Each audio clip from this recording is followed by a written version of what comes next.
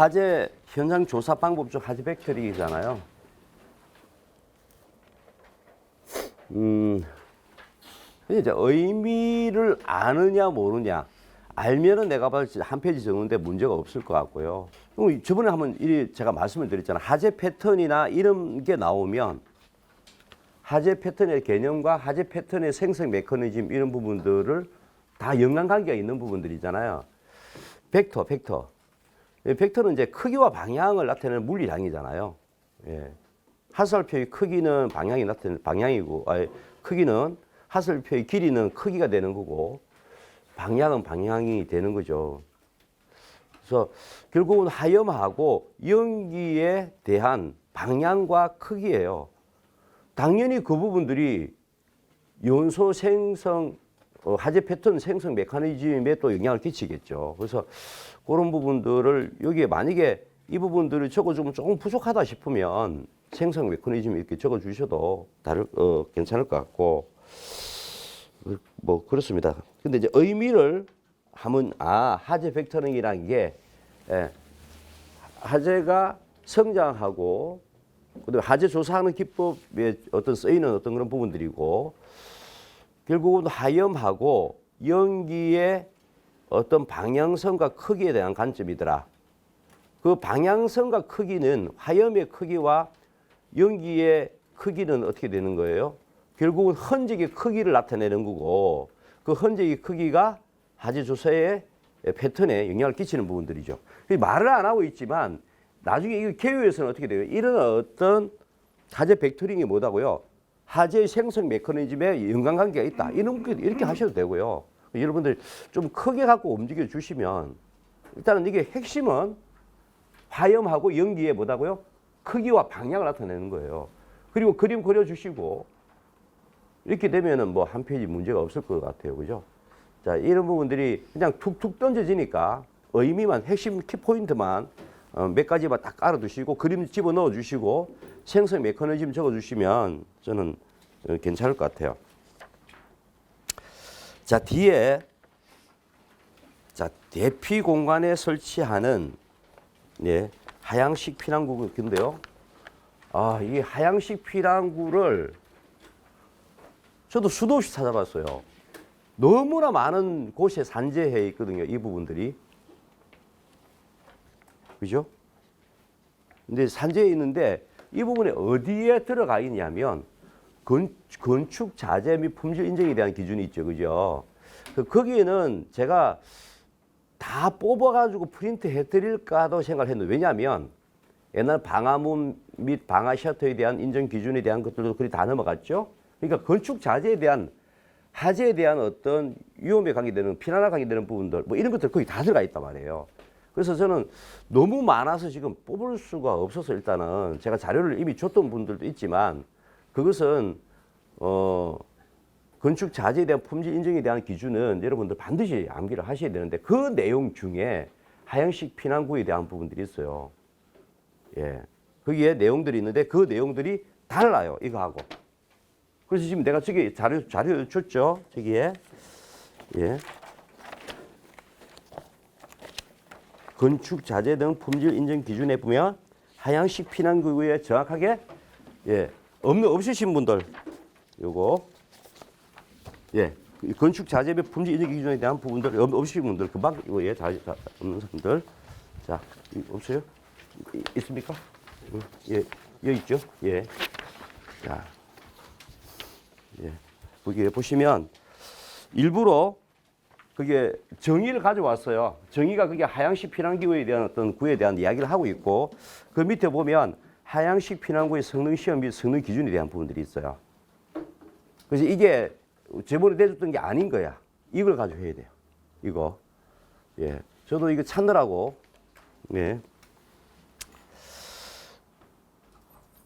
참 이게 그렇습니다. 자, 그래서 하향식 피난구의 성능 시험 및 성능 기준에 대한 부분들은 이 부분들을 가지고 해줘야 되겠다. 이렇게 말씀드릴 수 있고, 자, 그 다음에 뭐 그렇게 보시면 되고, 그 다음에 이제 뭐냐면 건축 관련 법규상 건축물의 외벽에 사용되는 마감 재료를 방화에 지장이 없는 재료로 설치해야 되는 건축물 설명하십시오. 이렇게 되어 있잖아요. 이 부분들은 자 5번이 들어갔어요. 5번이 들어갔어.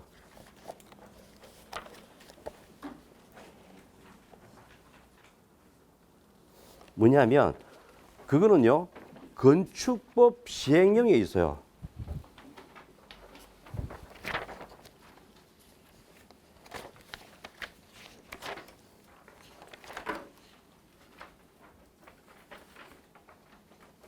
자, 이게 지금 가지고 계시죠? 없으신 분들 없죠, 그죠? 거기에 건축법 시행령에 보면 건축물의 마감 재료에 보면 이렇게 정해 있습니다. 자, 제52조 2항 있잖아요. 제61조 2항 있잖아요. 법 제52조 제2항에서 대통령이 정하는 건축물이라는 부분들이 뭐냐면 그 앞에 그 이야기예요. 예, 이 앞에 이야기예요. 건축 관련 법규상 건축물의 외벽에 사용되는 마감 재료를 방화에 지장이 없는 재료로 설치해야 되는 부분들을 이야기하면서 법 제52조 제2항에는 그 앞으로 가면 어떻게 하면 이게 건축법에 있거든요. 그러니까 건축법과 건축 시행령이 연결돼 있어. 건축법에는 이 내용대로 되어 있고요. 앞에 이 제목이 있잖아요. 지문 내용대로 되어 있고 여기는 그 내용에 대한 설명이 들어가 있는 거예요. 그렇게 설명을 하라는 이야기인데 지금 2항이 있잖아요. 2항. 여러분들 지금 뭐냐면 이 워낙 법이 좀 중요하게 대두돼가지고 저는 굉장히 좀 안 좋아하는데 어떻든 그걸 가만 안 할 수가 없고 스터디하면서 이거 지금 찾는 것도 좀 중요할 것 같아요. 제가 다 찾아 하나하나 막 이거 해줄 수가 없어. 이 원래 기술사는 뭐냐면 이론을 설명하면 끝인데 뭐예요? 저도 워낙 많이 바뀌는 내 혼자서 막 이게 감당을 하지 못할 지금 요 2항 있죠? 2항이 있는데 거기에 1, 2, 3, 4, 5가 있는데 5가 들어갔어. 5가 뭐냐면 이렇게 돼 있잖아요. 제1항, 제4호잖아요. 제1항, 4호 위에 올라가 보십시오. 1항 보세요. 여기 1항에 4호에 들어가 보십시오. 뭐라고 돼 있어요? 공장, 창고, 시설. 자, 보세요. 4호에 4. 저 위에 4의 공장, 창고, 시설, 유효물 저장 및 처리 시설. 네. 자동차 관련 시설 용도로 쓰는 건축물이 5항이 여기에 5예요. 이게 여기에 들어간 거야. 요 부분들이 4호에 들어가는 부분들이 이렇게 들어갔어요. 늘어난 거야. 자, 됐죠? 예, 안녕하세요. 자, 그래서 그거를 반드시 알아두셔야 됩니다. 자, 건축 관련 법규상 건축물의 외벽에 사용하는 마감 재료를 방화에 지장이 없는 재료로 설치해야 되는 건축물을 설명하십시오. 자, 이 부분들은 외벽에 사용되는 마감 재료 방화 지장이 없는 재료로 설치해야 되는 그 건축물은 뭐라고요? 건축법 제52조 2항. 이거 법규는 어찌 할 수 없습니다. 지금 마음속에 그렇게 드시면 안 돼요. 이 법규 못하겠다 이렇게 하면 안 돼요. 법규 좀 해야 됩니다. 어떻게 할 수가 없어. 외벽에 사용되는 마감 재료를 방화 지장이 없는 재료로 설치하는 건축물이 뭐라고요? 법에 건축법 제52조 2항에 있는 내용이에요. 그리고 그 내용이 여기 건축 시행령에 있는 거예요.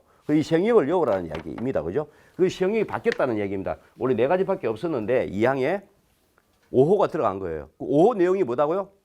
여기에 1항 4호에 있는 내용이다 얘기하고 있는 거잖아요. 1항 4호 위에 보십시오. 어떻게 되어 있어요? 4호 공장, 창고, 시설, 유효물 저장 및 처리 시설, 자동차 관련 시설의 용도로 쓰는 건축물. 요것이 밑에 5호입니다. 예, 5호입니다. 자, 그래서 이게 요것은 그대로 이렇게 해가지고 해야 되는데 시험은 보세요. 언제 나왔어요? 90회 나오고요. 104에 나왔어요. 그러니까 지금 이게 이제 이게 90회가 아니고 이게 90 하여튼 90 몇 회 때 나오고 뭐다고요? 104회 때 또 똑같이 나왔어요. 그죠? 그리고 지금 130회예요. 130회입니다. 그래서 이거 암기를 좀 해주십시오 하고 예 이게 지금 없네. 자 특수가연물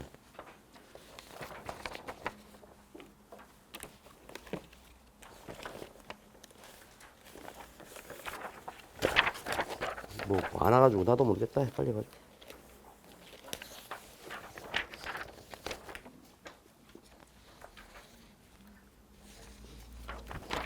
자, 예.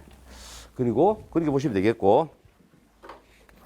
자, 그리고 자동 하재 속보 설비의 종류 기능인데 그 기능에 대한 부분들은 설치 기준 속보 설비의 성능 인증 및 제품 검사의 기술 기준에 있는 기능에 대한 부분 가져오겠어요.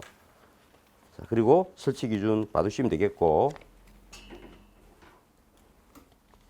넘어갈게요. 자, 자동 하재 탐지 설비의 전련 저항인데, 자, 전련 저항이 시험에는 전련 저항 보시죠. 전련 저항이 뒤에 문제 분석한 거 보시면 어떻게 됐냐면 71에 나왔고요. 그리고 93에 나왔어요. 그리고 102에 나왔어요. 그리고 120에 나왔어요. 그리고 지금 130회입니다. 전련 저항이 자, 이 사이클 그러니까 한 번, 두 번, 세 번, 네 번 나올 때 됐다 다섯 번 이 별표도 있지만 중요하다 별표도 있지만요.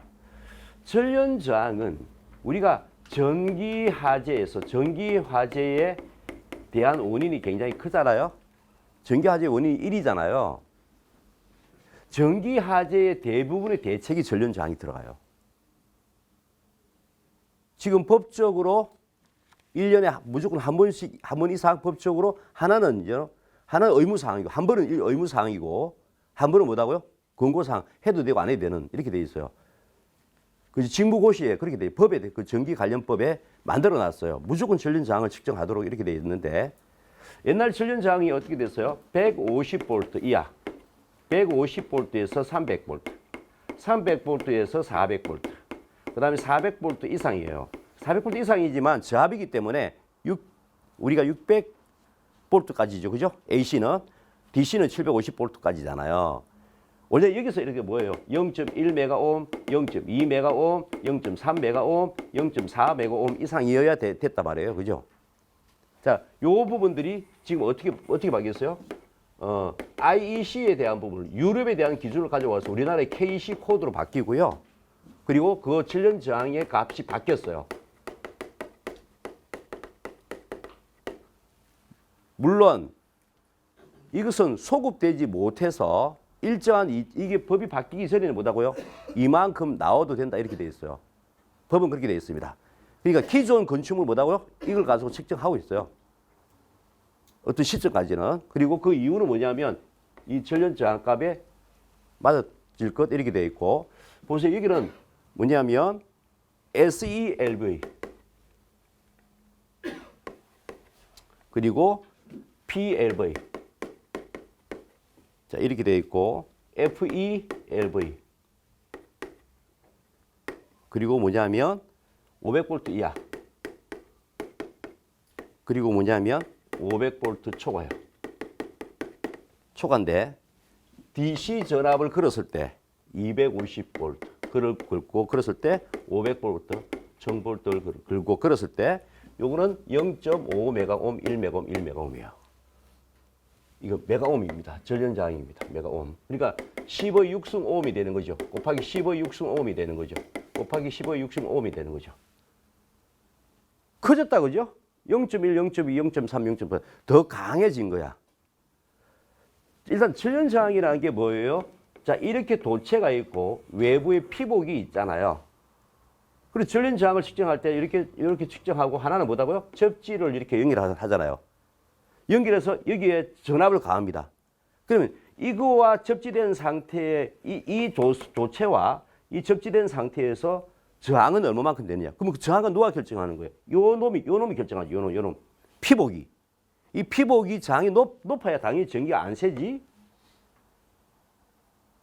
그게 전련 저항이에요. 이게 전련 저항이 높으면 높을수록 전기는 누설이 안 되는 겁니다. 그래서 자기가 다니는 길로 다니겠지. 이제 그게 전련 저항인데 이것이 이제 0.5메가옴이라고 그러면 어떻게 되는 거예요? 0.5 곱하기 10의 6승 옴이라는 게 굉장히 높다는 이야기예요. 그럼 저기가 누설이 안 된다는 것이죠. 자, 이런 부분들인데 그런데 지금 우리가 옛날에 보세요. 옛날에 AC는 옛날에 600V예요. 저압 기준이. 그리고 DC는 750V 이하가 뭐다고요? 저압이었어요. 자, 그런데 즉 IC, KC 우리 기본이 기준 바뀌었잖아요. 지금은 뭐냐면 AC가 1000V 이하입니다. 그리고 DC가 1500V 이하예요. 저압이 그래요. 아, 지금 이 기준이 이렇게 된 거야. 지금 저압 기준이 뭐냐면 옛날 600V, 750V에서 뭐다고요? 1000V, 1500V로 커졌어요. 당연히 커져야 되니까 전압이 더 많이 걸리니까 여기 저항은 더 높아져야 되겠지. 옛날 0.1보다도 0.5는 5배가 높은 거잖아요. 1메가오면 더 훨씬 높은 부분들이고 이렇게 돼 있잖아요. 자, 그리고 이 ELV 이렇게 돼 있잖아요. 이건 엑스트라 로우 볼타지예요. 그냥 굉장히 낮은 전압을 얘기하는 겁니다. AC는 50V, DC는 120V 이하를 얘기하는 거예요.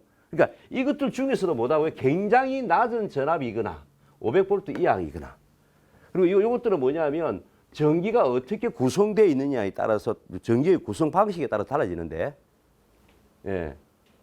구성 방식에 따라서 약간 달라진다 이렇게 보시면 되겠고 이것은 반드시 이제 암기를 하셔야 되겠죠. 지금 나올 때가 됐습니다. 그죠? 그리고 뭐냐면 나올 때가 됐다. 별표 5개다. 이거 전에 뭐다고요? 이거 전에 써볼 때가 굉장히 많다. 전련자가 계속 써먹어야 된다. 어디에요?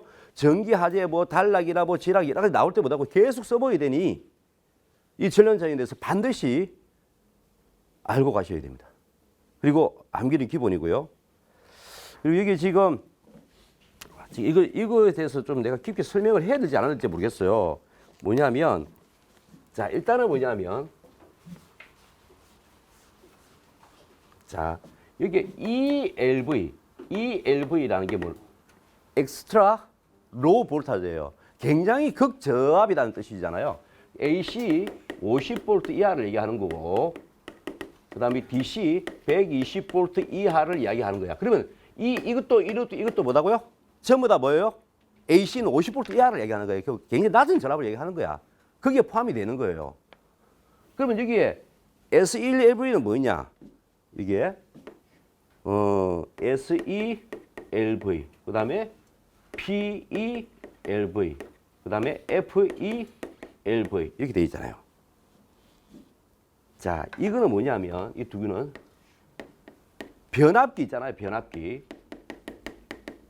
변압기가 1차 측과 2차 측을 1차 측과 2차 측을 정기적으로 독립되어 있다. 전련되어 있다. 이렇게 얘기해요. 자, 이거는 뭐냐면 변압기가 1차 측, 2차 측가 정기적으로 전련되어 있지 않아요. 정기적으로 전련되어 있지 않아요. 전련되어 있지 않는 회로야. 이는 전련되어 있는 전련회로고.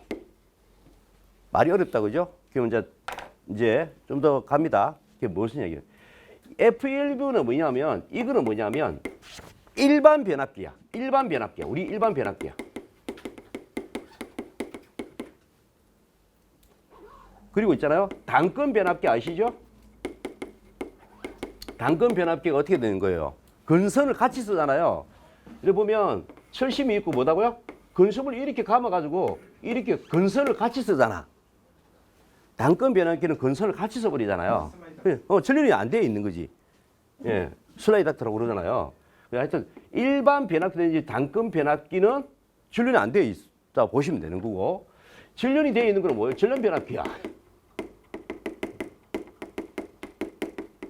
전련 변압기입니다. 자, 그렇게 분류될 수 있어요. 그래서 여기는 뭐다고요? 정기적으로 변압기 1차 측과 2차 측이 정기적으로 즉 독립되어 있다. 분리되어 있다. 조금 더 안전성이 높다고 보면 돼요. 이거는 전련되어 있지 않으니까 안전성이 좀 떨어져 있다. 이렇게 보시면 되겠고, 그럼 이 두 개의 차이는 뭐냐? 그다음 뭐냐면 요거는 뭐냐면 비접지 회로야. 비접지 회로고요. 이거는 접지 회로야. 이것은 변압기 1차 측과 2차 측이 정기적으로 전련되어 있는, 독립되어 있는 이것은 똑같은데 뭐냐면 하나는 비접지로 되어 있고 하나는 접지로 되어 있어요. 그런 어떤 부분들의 차이가 있습니다. 자, 뭐 더 깊은 부분을 알려면 좀 부분들이니까 좀 복잡해지니까요. 어떻든 뭐 여기까지 물어볼란지 모르겠지만 일단은 여기까지 반드시 암기를 하셔야 되고 지금은요. 그리고 여기 지금 물어본 부분들이 이제 그리고 이렇게 지금 하나는 뭐예요? 도선과 이렇게 배선과 대지 이걸 대지라 그러잖아요. 하나는 배선 이렇게 해요. 뭐 배선 아니면 선로.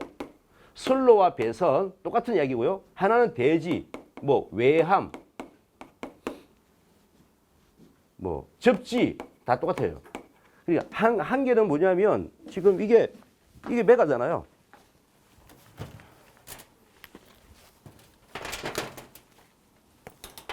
지금 모르시는 분 아시는 분 계신데 이거는 지금 메가거든요. 이걸 연결해서 뭐다고요? 하나는 뭐다고요? 하나는 도체에다 연결하고 하나는 뭐다고요? 접지된 곳에 연결하는 거예요. 분전반 같은 경우에는 그 접지선이 왔잖아요. 그죠? 그 연결하면 되는 거야. 외함은 또 접지와 연결되어 있는 부분들이니까 거기에 연결해가지고 하는 부분들이고 그렇게 측정하는 거고 그리고 또 한 가지는 또 뭐냐면 자 보세요. 이렇게 왔다 말이에요. 그럼 이 차단기야. 차단을 차단하면은 이거 끊어지잖아요. 회로가 끊어지잖아요. 그러면 요렇게 부하가 연결되어 있겠죠. 그러면 여기에 이렇게 또 전선이 있겠죠. 그죠? 전선 하나 가지고 연결해가지고 측정할 수도 있어요. 그죠? 그렇게 되려면 어떻게 돼요? 이렇게 여기 또 끊어놓고 해야 되겠죠. 자, 이게 이 부하도 끊어놓고 이게 끊어놓으면 어떻게 돼요? 이렇게 설치하면 요 피복과 요 피복 사이에 있는 전기가 얼마만큼 누설되는지를 알 수 있죠? 그럼 어떻게 되겠어요? 여기 피복이 저항이 높냐 낮냐? 이 저항이 높냐 낮냐? 저항이 낮으면 어떻게 되겠어요? 저항이 낮고 낮아지면 어떻게 돼요? 피복이 벗겨지면 어떻게 돼요? 단락이 되겠지.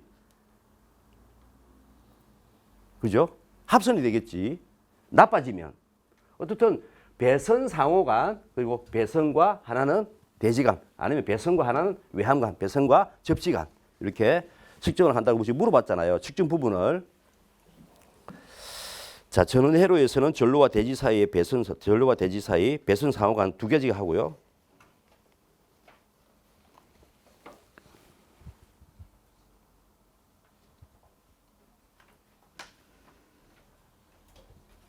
자, 보시면 되겠고. 자, 그 다음에 한번 볼게요. 여기 2.1로 나오는데 2.16? 여기 기준에 그 감지기 회로는 0.1로 되어 있잖아요. 아, 0.1, 예, 0.1. 문제점으로 그냥 지정하면 되는 거죠. 감지기 회로의 0.1, 문제점이라기보다는요. 지금 이 감지기 회로는 또 솔직히 이제 이게 직류로 쓰잖아요. 그러니까 뭐 문제점이라고 놓기보다는 그냥 그대로 놔두셔도 될 것 같은데. 예, 우리가 일반적으로 이제 직류하고 또 교류가 있는데 교류가 훨씬 또 전기가 또 누설될 가능성이 크거든. 근데 이건 이제 옛날 방식의 어떤 0.1 메가옴 이걸 가져왔던 것 같은데, 지금 이건 뭐 교류 150V잖아요. 우리 직류 보통 24V 쓰니까 뭐 내가 봤을 때는 뭐 문제점이라기는 하기는 좀 그런데 뭐 그런 걸 쓴다고 해도 나쁜 건 아닙니다. 그죠? 왜냐하면 지금 기준이 바뀌었으니까 이 기준을 가지고 얘기하시는 거잖아. 지금 기준이 이렇게 돼 있으니까 이 부분들은 조금 문제가 있다. 그 이야기 하셔도 됩니다. 어필 하셔도 돼요. 자, 그 다음 보시면 자, 정축 시 소방 시설 기준 적용에서 기존 부분에 대해서 정축 당시 소방 시설 설치에 이거 가지 않는 기준 적용하지 아니하는 조건이 있잖아요. 자, 이것들 한번 봐주십시오. 야, 참, 넘어갈게요. 그 다음에 뒤에 소방 준공과 관련돼서 시운전에 관계되는 부분들, 시운전 계획서, 시운전 성과 부분 그대로 나왔고요. 자, 고체 에어로졸은요. 자꾸 지금 고체 에어로졸은 뭐가 마음에 걸리냐면 이게 하지 않는 기준이 자꾸 지금 한 번도 고체 에어로졸 나오고 나서 한 번도 안 나왔잖아요. 그죠? 그래서 고체 에어로졸은 지금 여기 있는 내용들 하고 있잖아요. 기본적으로 구조, 그리고 소화 원리,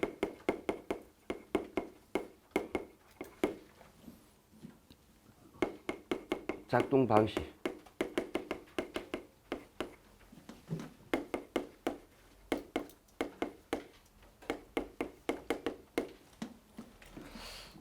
그리고 전기 자동 장치 이렇게 해주시면 될 것 같은데 여러분들 아시죠, 그죠? 사실은 고체 요로지요.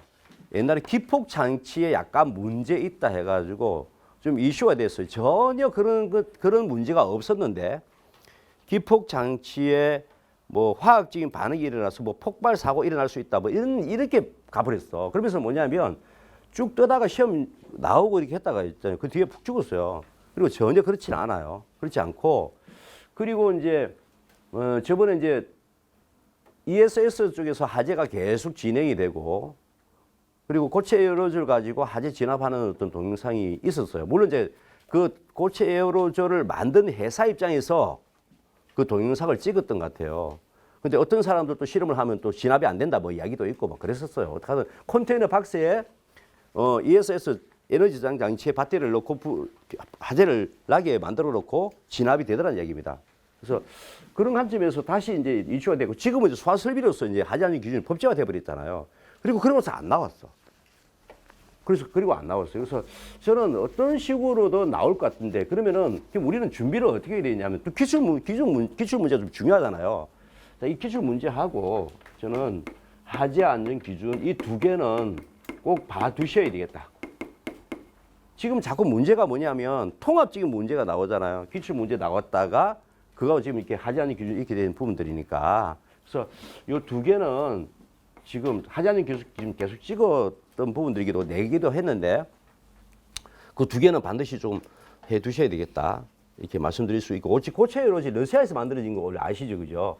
예, 로켓에서 뭐냐면 화염이 분출하는 쪽으로 나오지 않고 그 화염이 일부 화염이 뭐냐면 탄두 쪽으로 오면서 그 자동적으로 폭발을 하더래요. 이렇게 이 분출하는지 이렇게 돼야 되잖아요. 이 화염이 그죠? 근데 화염이 이쪽 내부로 진행이 돼서 있잖아요. 탄두 쪽으로 와가지고 이게 폭발해가지고 문제가 생기더란 말입니다. 그러니까 뭐냐면 이 중간쯤 뭐예요? 고체 에어로졸을 집어넣어서 이 화염이 위로 올라오는 것들을 막았다고 하더라고요. 그 기술력이 처음으로 고체 에어로졸이 시작됐다 하더라고요. 그리고 그것을 산업용으로 만들어 놓은 게 지금 고체 에어로졸 소화약제다. 이렇게 보시면 되겠고 그렇게 좀 준비를 하시면 되겠어요. 자, 뒤에 보시면 되고 유도 장애는 이것은 지금 이 이상현상이 있잖아요. 이상현상이 여러 가지가 있지만요. 다음 이상현상 가지고 좀 이야기해 줄 수도 있지만 대표적인 게 뭐냐면 고조파하고 유도장애예요. 저는 이 고조파도 중요하지만 유도장애에 대한 부분이 조금 더 크게 검토해야 된다고 보거든요.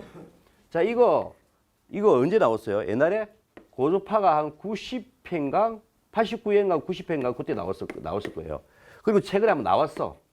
여러분 아시죠? 최근에 120회 때 나왔어요, 고조파가. 이것은 나올 가능성은 좀 떨어져요. 모르겠어요. 또 묶어서 나오라 할 수도 있는데 어쨌든. 근데 유도장애는 뭐냐면 한 90회 때 출제되고 뒤에 감각무소식이에요. 그런데 이 유도장애에 대한 부분들이 앞으로 계속 크게 문제가 될 가능성이 크죠. 왜냐하면 자꾸 통신 쪽으로 계속 가미가 되잖아요. 여러분 가보시면 소방 박람회라든지 가보시면 전시회 가보면 거의 대부분이 뭐냐면 통신하고 가미된 어떤 그런 특허들이 많이 나와 있고요. 그런 설비들이 많이 나와 있어요.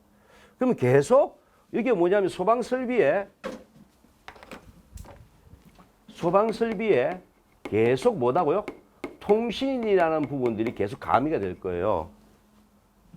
자, 그러니까 저번에도 우리가 통신망도 근래에 또 한 번 나왔죠? 통신망에 대한 부분도 나왔잖아요. 그죠? 스타형, 뭐, 메시형이 나왔잖아요. 그죠? 그래서 이게 저는, 그리고 지금 IoT하고 또 연결돼 있잖아요. 그죠? 나왔잖아요? 자, 이런 쪽에 있으면 당연히 이것도 저는 중요하다고 봐요. 저는 이것보다 이것이 더 중요하다고 봐, 사실은. 그게 뭐 어디에 적용이 됩니까? 어디에 적용이 됩니까?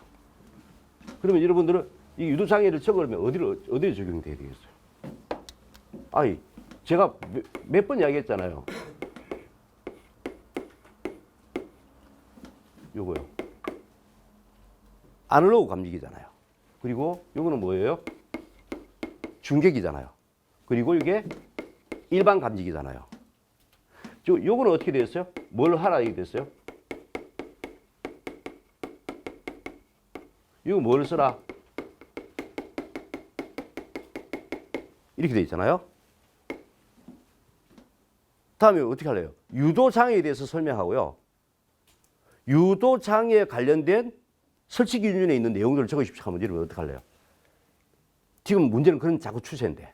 그러니까 기본 원리를 물어보고 법에 있는 내용들을 같이 지금 물어보는, 혼합해서 물어보는 추세잖아요. 그럼 이 그림을 그려주셔야 돼요. 어떻든 간에.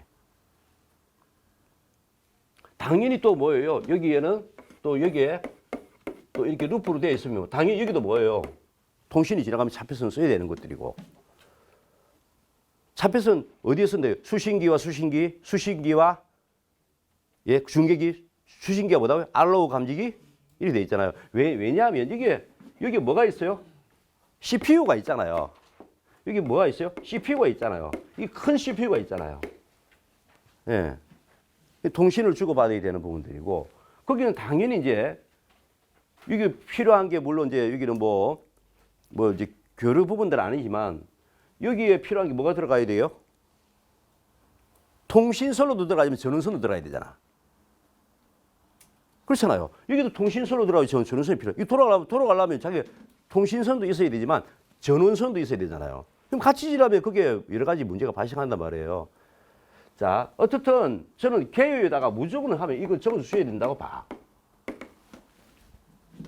그리고 거기 있는 문구들이 혹시 유도장애를 물어보고, 지금 이제 단순하게 유도장애라 옛날에 물어봤으니까 유도장애에 대해서 설명하십시오 이렇게 물어볼 수도 있지만, 유도장애에 대해서 설명하고 그 유도장애에 관계되는 어떤 하지 않는 기준에 대한 어떤 설치 기준에 대해서 가져오십시오 이렇게 얘기할 수도 있는 거죠. 자, 이게 뭐냐면 전력선이에요. 이거 통신선입니다.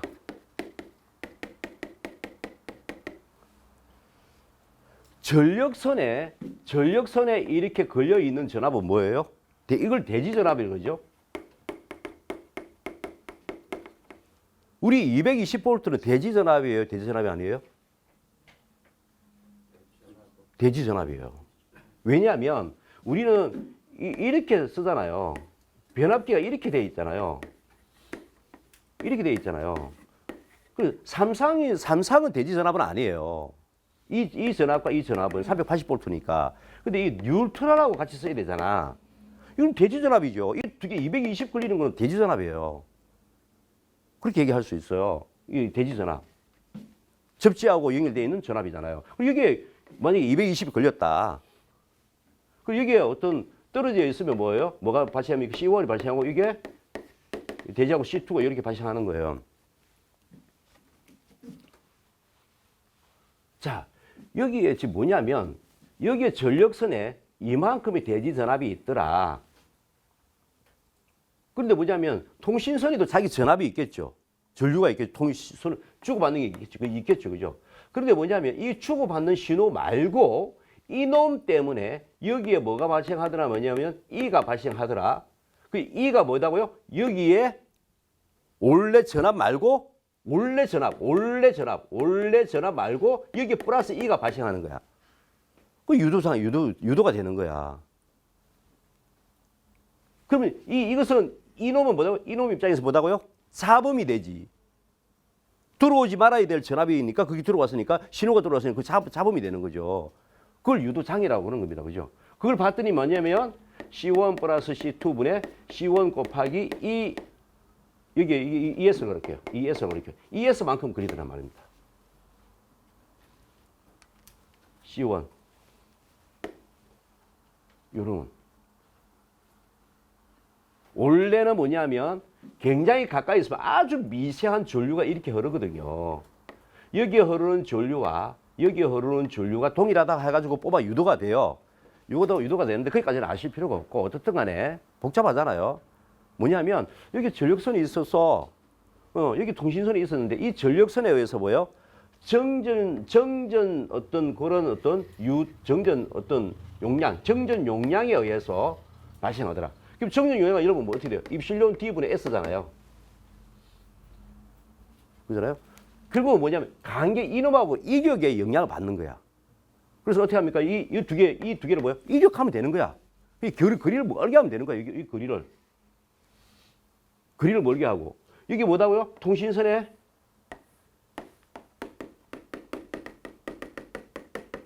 좌표선을 쓰면 되겠네.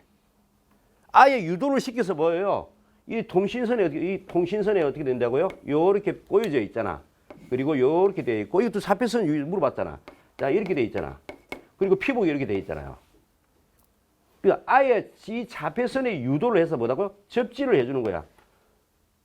그래서 좌표선에 이놈이 준 영향을 뭐다고? 이 좌표선에서 유도해가서 뭐 땅속으로 뺏는 거예요. 뺏어서 뭐다고요? 이 하연선의 영향을 주지 않겠다는 게 이 목적이잖아요. 그렇게 되는 거잖아요. 자, 그래서 그것이 정전 유도다. 그래서 일단은 잘 모르시는 분은 뭐다고요? 요 그림과 요 공식 정도는 넣어 두셔야 되고요. 그리고 이제 대지 전압은 이것도 똑같아요. 이것도 보시면 자, 하나는 전력선이 있어요. 그리고 이게 전류가 흘러. 하나는 통신선이 있습니다. 우리가 저번에 전류가 흐르면 주위에 자석이 흐른다 그랬잖아요. 전류가 흐르면 그 주위에 뭐예요? 자석이 발생한다 그러잖아요. 그 자석을 갖다가 또 상호 유도 계수라는 이름으로 이야기하기도 해요. 자, 여기에 이 전류가 흘렀는데 여기에 유도되는 이 전압은 마이너스 J 오메가 M L I0만큼. 자, 이게 뭐냐면 I0가 여기 I0예요. 그러니까 전력선에 I0가 흐르니까 그 주위에 어떤 자석이 발생하고 여기에 뭐다고요? 전압과 전류가 유도가 되더라. 그 전압의 크기를 봤더니 뭐냐면 이거 상호에 관계되는 유도 개수, 뭐 거리하고 관계 있어요. 상호 유도 개수와 그리고 길이와 그 이놈과 이놈의 그 노출되어 있는 길이가 얼마만큼 되느냐. 여기 전류가 얼마만큼 되느냐. 전류가 얼마만큼 되느냐, 길이가 얼마만큼 되느냐, 상호 유도 개수가 얼마만큼 되느냐 가지고 이건 각속도고 그런 영향을 받는 게 이거는 전자 유도 법칙이고 전류가 자석을 다시 전류로 만들어지면서 유도되는 어떤 부분들이다. 이것은 정전 유도 전압. 이거는 전자 유도 전압. 전자 유도 전압. 여기에 거리를 멀게 하면 어떻게 돼요? 거리를 멀게 하면 이 개수가 작아져. 이 거리가 멀게지면 어떻게 돼요? C의 값이 변해요. 이게 두 개 다 뭐예요? 거리를 멀게 하면 돼. 정전 유도 전압이든 전자 유도 전압이든. 그리고 좌표선을 써야 돼. 그럼 좌표선이 뭐 있냐? 자, 좌표선 보세요. STP. 동축 케이블, 광 케이블. 이렇게 되는 거죠. 자, 좌표선은 뭐다고요? STP, 동축 케이블, 광 케이블. FTP도 안 돼요. 예, 이번 UTP 계열이 어떻게 돼 있어요? UTP 계열이 UTP, FTP, 그다음에 STP요. 이거 실드 안 돼. 이거 실드 안 돼. 이거 실드 이것밖에 안 돼요. 쉴드. 이거 언쉴드잖아요. 언쉴드 트위스트 페어 케이블, 포일 트위스트 페어 케이블, 실드 트위스트 페어 케이블. 실드선은 이것밖에 쓸 수가 없어요. 즉 FTP도 안 되고 UTP도 안 돼요. 자, 그런 부분들이 다 이렇게 보시면 되겠고, 그래서 준비를 저는 해 두셔야 된다고 보고, 이 문제는 55점 이상 나오는 사람들한테는 치명적인 독과 뭐예요? 굉장히 큰 파괴력을 가는 자기의 그 무기가 될 거예요. 준비를 해 놓은 사람은. 자, 넘어갈게요. 자, 이산화탄소 수화수비 이제 과학 배출구 보시고요. 자, 과학 배출기에 보면 벤트 면적이 제곱 센티미터가 되면 2.39고요. 미리 제곱미터로 되면 239입니다. 그죠? 예. 제곱이니까 그렇습니다. 제곱이니까. 원래 10 차이인데 제곱이니까 100 차이가 나는 겁니다. 그죠? 보시면 되겠고. 자, 이게 77에 나왔고 93에 123에 조금 이걸 보면은 나올 확률이 조금 떨어진다 보시면 되는데. 자, 뒤에 자, 이 문제는 자, 100도씨의 물 1g이 표준 대기압이었어.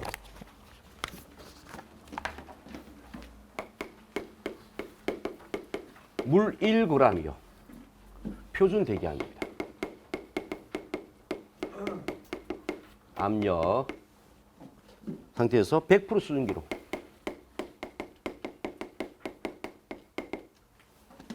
증발하였을 때 이 두 가지예요. 하나는 뭐냐면 자, PV는 nRT라는 이상 기체 상태 방정식 구할 수 있어요. n분의 WRT요.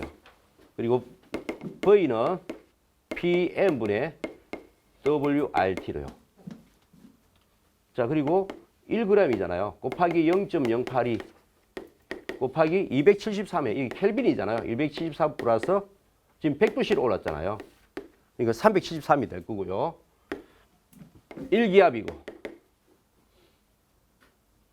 자, 분자량은 얼마예요? 분자량은 예, 18g 되는 거죠. H2O의 분자량은 이렇게 되는 거죠. 그래서 우리는 이 분자량, 원래는 이 분자량을 뭐예요? 질량으로 표현했잖아요. 우리는 그걸 뭐라고 해요? 원래는 분자 질량, 뭐 분자 질량 수치를 가지고 분자 질량을 표현했잖아요. 이거는 1 곱하기 2 플러스 16, 18g입니다.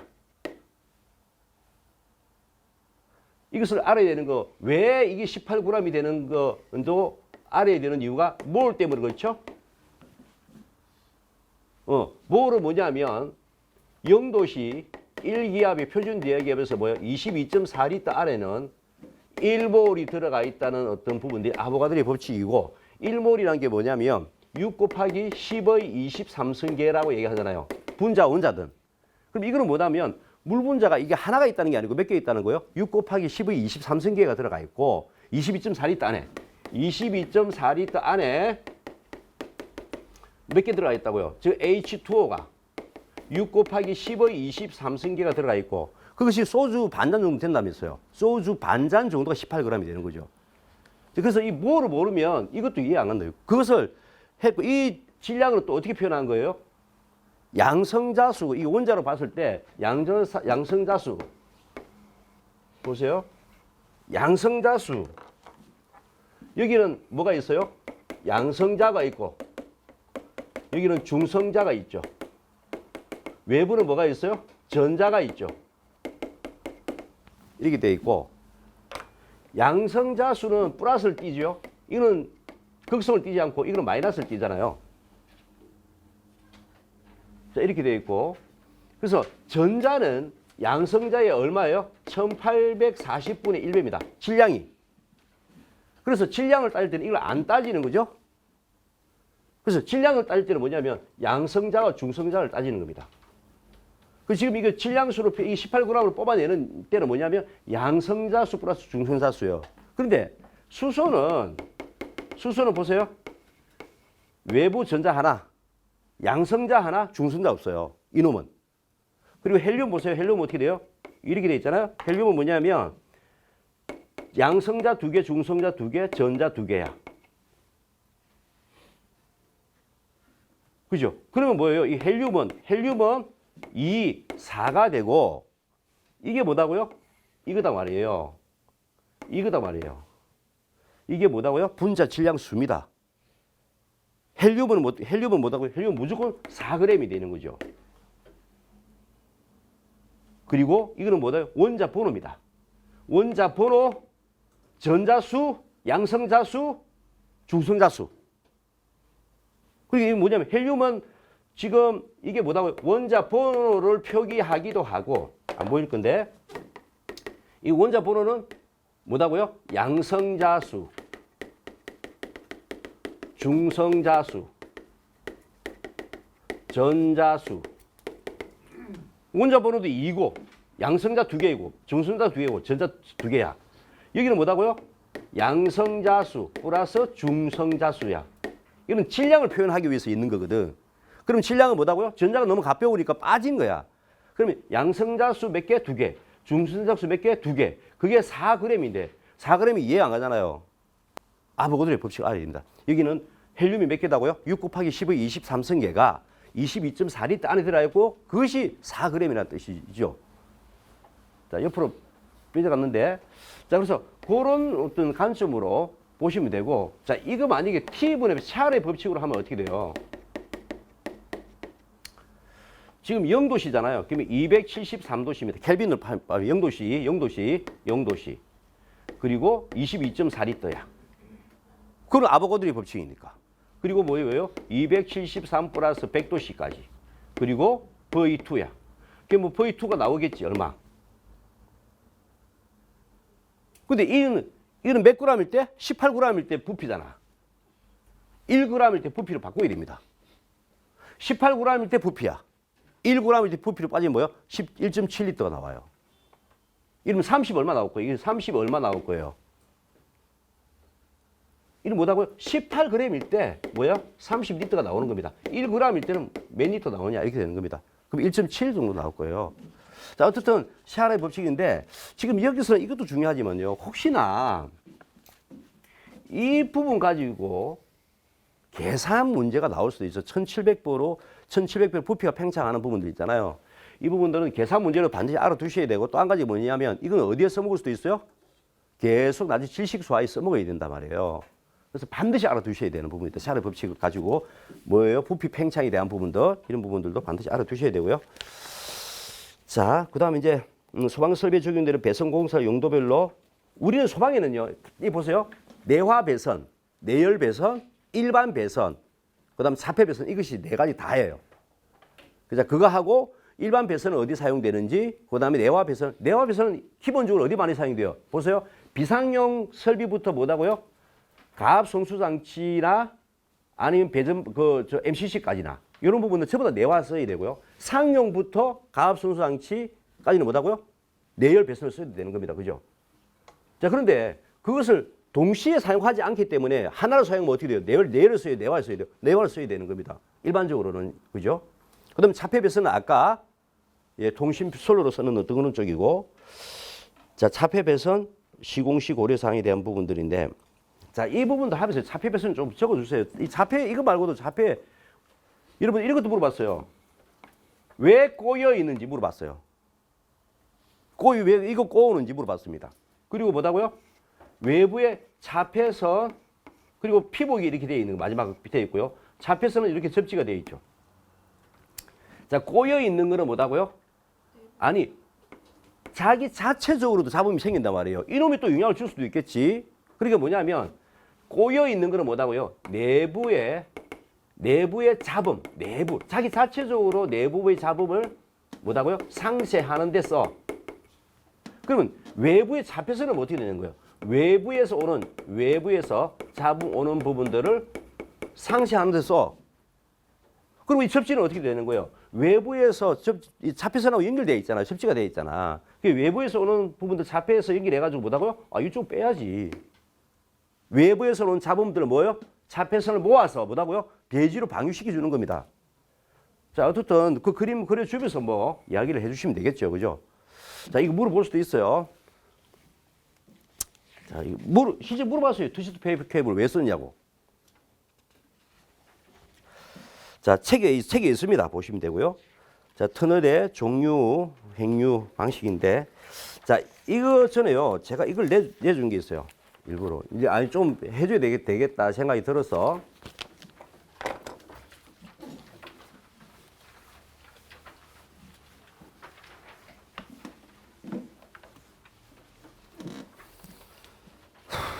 자, 터널 하지. 지금 뭐냐면 이 터널이에요. 지금 내가 내줬잖아요. 터널. 이제 그 터널에서 뭐가 나왔냐 이 말이에요. 시험에. 봤더니 뭐냐면 터널의 하재 특성을 물어봤어. 1. 자, 2가 뭐냐면 설치 기준. 터널에 설치하지 않는 기준이 있잖아. 설치 기준. 자, 3. 3은 뭐냐면 재현 방식이에요. 4예요. 4위는 백 내역이에요. 역기류입니다. 역기류. 또 뭐예요? 다른 말로 또 뭐예요? 임계 속도야. 역기류 얘기할 때 임계 속도 다 당연히 따라 들어가야 되는 부분들이고. 자, 크리티컬. 벨로시티. 예. 임계 속도라는 뜻이잖아요. 자, 이거 몇 번 나왔어요? 2번 나왔어요. 언제 나왔냐면 86회, 89회야. 이거는 뭐 아주 옛날에 설치 기준 바뀌고 나서 나왔고요. 안 나왔고. 이 재현 방식이 언제 나왔냐면 94회부터 111회야. 그리고 고민의 일입니다. 자, 이거 언제 나왔어요? 77회, 89회, 98회, 128회. 이거 우리 지금 찍었잖아. 이거 128회 나올 때 이거 찍었던 문제. 아니 당연히 나와야 될 때 안 나왔잖아. 지금 별표 1개, 2개, 3개, 4개라고 찍혀 있었고 이건 지금 별표 뭐야? 1개, 2개, 3개야. 이것은 강력하게 나올 가능성이. 이거 아웃사이더로 하나 나온 게 있죠. 덕트 계산, 덕트 크기 계산 방법, 등합법, 등수법, 정합제치도법에 대해서 그거는 이제 그냥 묶어서 낸 거고 그건 어디가 있냐면 소화 활동 설비의 덕트 크기를 결정할 때 들어가면 되는 부분들이고. 자, 이렇게 나왔어요. 그럼 지금 강력하게 뭐예요? 재현 방식이 강력한 거야. 그런데요, 이렇게 놓고 보면요, 이렇게 놓고 보면, 자, 이 설치 기준 하기는 좀 힘들어. 내가 봤을 때는. 왜냐하면 이건 이제 법이 바뀌는 워낙 지금 뭐 이렇게 드라이브 걸고 있는 게 너무 많아. 바뀐 것도 너무 많고요. 나올 것도 너무 많아. 이건 다음에 이거 정하시면 돼. 다음에 뭐야? 바뀔 때 나는 하겠다. 나오면 어떡하지? 예, 그건 어떻게 할 수 없고, 내가 어떻게 할 수 없습니다. 그죠? 저 욕하면 안 돼요. 어떻게, 자, 이거는, 자, 일단 빼고요. 자, 이렇게 되어 있습니다. 그러면은, 여러분 어떻게 공부할래요? 아니면, 요즘 나오는 추세 보면, 이걸 묶어서 내기도 하겠다. 묶어서 낼 수도 있겠다. 워낙 전혀 다른 문제, 무슨 뭐, 롤러오버, 구획된 건축물에서 롤러오버도 물어보고, 뭐, LNG 탱크에 롤러오버도 물어보고, 막 완전 다른 문제잖아, 사실은. 그냥, 용어가 같다는 의미로. 근데 여러분 여기서 저는 여러분 뭐가 좀 중요하다고 봐요.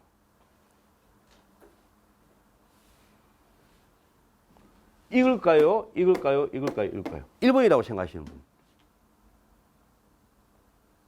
몇 명 안 돼가지고 다 보여요. 2번이요. 예. 3번. 예. 4번. 아유. 배상일님이 왜 손 들다가 닦아요. 네, 농담이고. 저는요, 저 특성을 굉장히 중요시 여깁니다. 저는 터널이 나오면 저 특성 다 써먹어. 다 써먹어. 터널 나오기만 하면 저 다 써먹는다니까? 뭐 옆기류가 나오든 뭐든요. 터널이 가지고 있는 특성.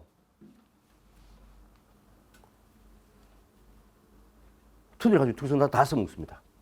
이거 터널이 가지고 이 터널이 가지고 있는 뭐예요? 특성은 문제점인 거잖아요. 터널이 가지고 있는 문제점이요. 그걸 안 적어 두라다 그 말이 안 되는 거잖아. 저는 이거 물어봐도 뭐예요? 터널 특성. 그럼 특성이 뭐냐? 땡땡 하지 할 때 제가 땡땡 하지 할 때 뭐 했어요? 저 어떤 땡땡 하지에 내가 표준화 시켜준 거 생각나시죠? 그죠? 첫 번째가 뭐였어요? 문제, 그 특성. 그 다음에 문제점, 뭐, 기타 이런 것들. 이게 첫째 모르겠어요, 제가. 공간, 구조, 지리적 특성이 하나 있었잖아. 두 번째는 뭐가 있어요? 바라, 연소 특성이 있었잖아. 그리고 연소 확대 특성이 있잖아. 세 번째요. 피난, 소화 활동 특성이 있었잖아. 그 공간이 어떻게 돼 있어요? 공간이 반미폐형 구조로 돼 있어. 도망갈 데도 없어. 앞뒤밖에 없어. 여기 굉장히 여러분들 저도 타고 다니는데요. 이게 막 엄청 긴, 막 몇 킬로가 되는 것도 있고 굉장히 긴 것도 많아졌어요. 장대 털이 굉장히 많아졌어요. 반밀폐형 구조예요. 자, 지리적인 부분에 가지고 있는 게 뭐가 있어요? 산속에 도심에 있는 것도 있지만 도심에서 떨어져 있잖아. 도심에서 떨어져 있다. 그래서 나중에 이제 소활동하고 관계가 있어요.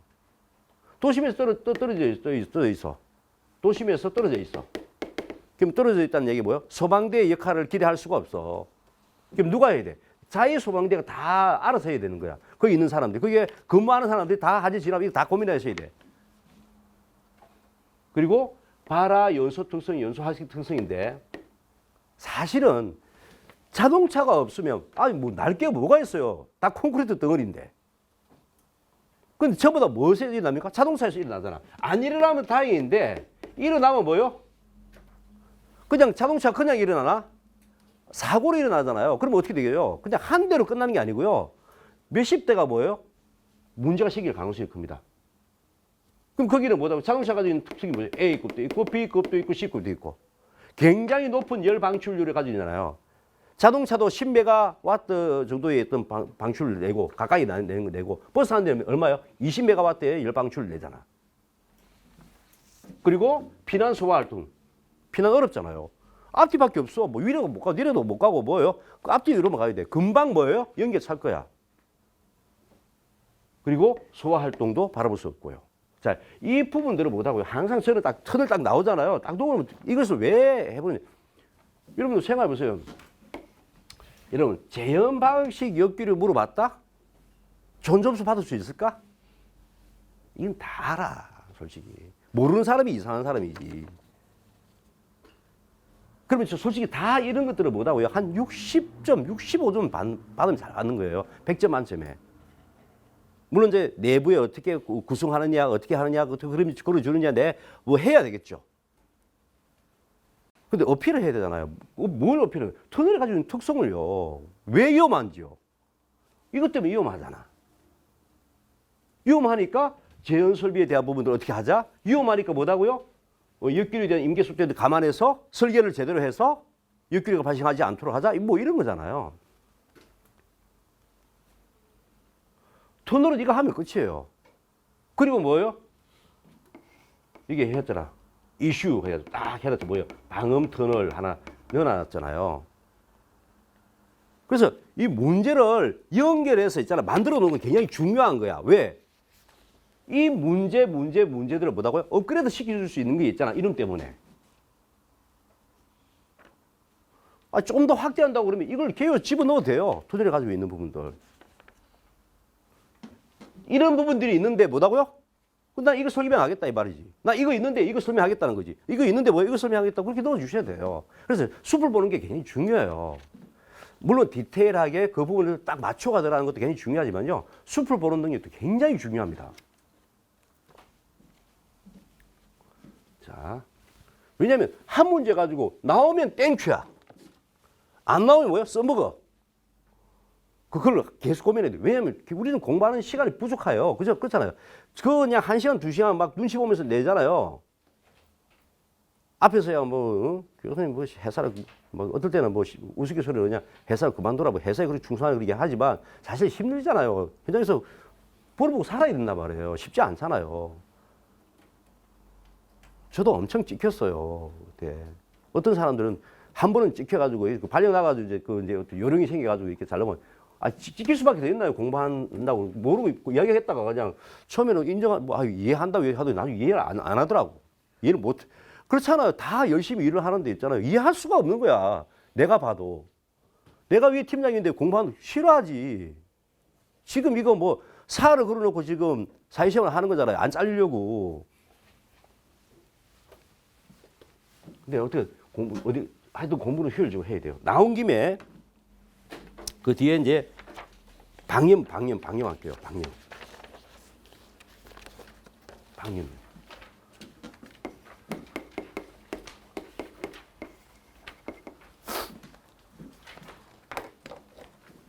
방염도 있잖아요. 잘 보시면. 자, 방염의 원리야. 방염의 원리 뭐예요? 예, 피가 열어야. 이거라며, 이제. 이제 막 해달라며. 내보고 막 앞머리 따달라고 난리야. 안 열어주니까. 예. 여기뿐만 아니라 다른 반도 그래요. 앞머리 따달라고 막. 그리고 앞머리 막 사진 찍고 막 그러더라고. 야, 이거 중요하구나. 이 오는데 이제 간거리다 말이에요. 그죠? 힘들다 말이에요.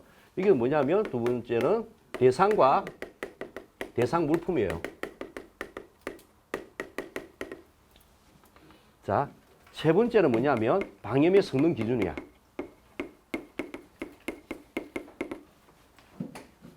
네 번째는 뭐예요?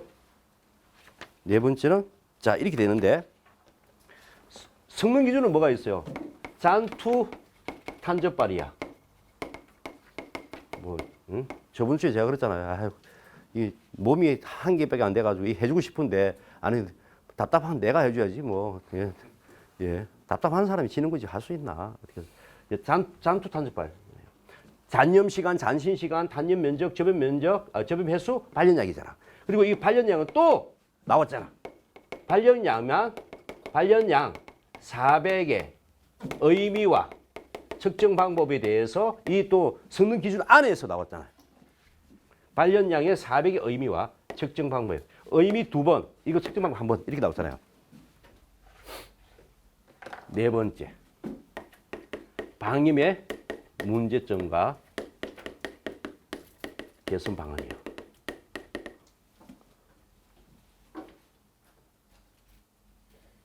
일단 방염은 중요해 안 중요해요? 엄청 중요해요.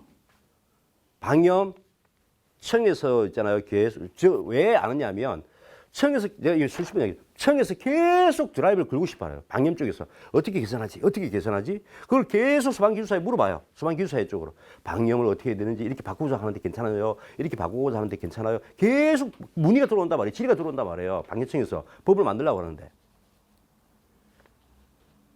중요하단 말이에요. 중요합니다. 이건 뭐 제가 봤을 때는 이 방염 전체로 보면 별표 한 6개 이상 되는 거야. 그만큼 나올 확률이 굉장히 높다는 이야기잖아요.